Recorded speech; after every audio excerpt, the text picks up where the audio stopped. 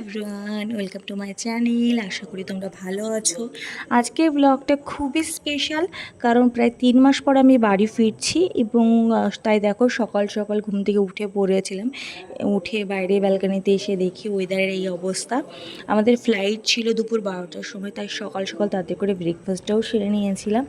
তারপর আমাদের আইজলে যে আমাদের পেট ক্যাট, আমাদের প্রিয় মিনি আছে, ওর জন্য আমরা খাবার দিয়েছিলাম। তার জন্য ওকে কয়েকদিনের খাবার ওকে আমরা দিয়ে এসেছিলাম এবং ওখানে একজন দিদিও আসছিলেন, যার কাছে আমরা ক্যাট ফুডও রেখে এসেছিলাম, যাতে ওর কোনো প্রবলেম না হয় এই 40 দিনে।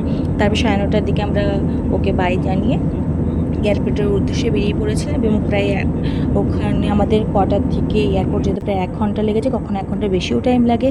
তারপর চেক ইন বোর্ডিং করার পরে 1 ঘন্টার ফ্লাইট ধরে ফ্লাইটের পর আমরা পৌঁছে গেছিলাম কলকাতা এয়ারপোর্টে। এবং আমাদের ট্রেন যেহেতু হাওড়া স্টেশন থেকে ছিল, তাই আমরা মেট্রো করে হাওড়া রেলওয়ে স্টেশন পৌঁছে গেছিলাম এবং সেখান থেকে বন্দে ভারত এক্সপ্রেসে করে আমরা আমাদের বাড়ি দুর্গাপুর স্টেশনে আমরা চলে এসেছিলাম। এই ফার্স্ট টাইম আমি বন্দে ভারত এক্সপ্রেসে করে এলাম। খুবই ভালো আমার লেগেছে। যেখানে অন্যান্য ট্রেনে 3 ঘন্টা 2.5 ঘন্টা টাইম লেগে যায়, সেটা এখানে 1.5 ঘন্টায় পৌঁছে দিয়েছিল এবং সাথে স্ন্যাক্সও ছিল।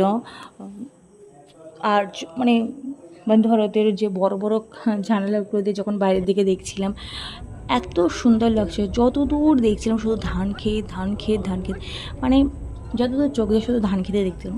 এগুলো আমার খুবই ভালো লাগছিলো দেখতে। তো দেখতে দেখতে পৌঁছে গেছিলাম 1.5 ঘন্টা পর দুর্গাপুর স্টেশনে এবং সেখানে আমার শ্বশুরমশাই আমাদের আনতে গেছিলেন এবং আমরা যখন বাড়িতে ঢুকলাম তখন সবচেয়ে মিষ্টি মুহূর্তটা ঘটেছিল। আমাদের বাড়ির যে পেট ডগ কালু আছে, ও তো আমার বরকে দেখে এত খুশি হয়েছে, খুশি হয়ে ওর সাথে খেলতে শুরু করে দিয়েছে। আমি জানি না, আমরা এতদিন পর পর আসি, তারপরেও ও আমাদের ভোলে না। আমাদের দেখলে এত খুশি হয়েছে, আমাদের সাথে খেলতে শুরু করে দেয়, আমাদেরকে আদর করতে চলে আসে, আমাদের কাছে আদর খেতে চলে আসে।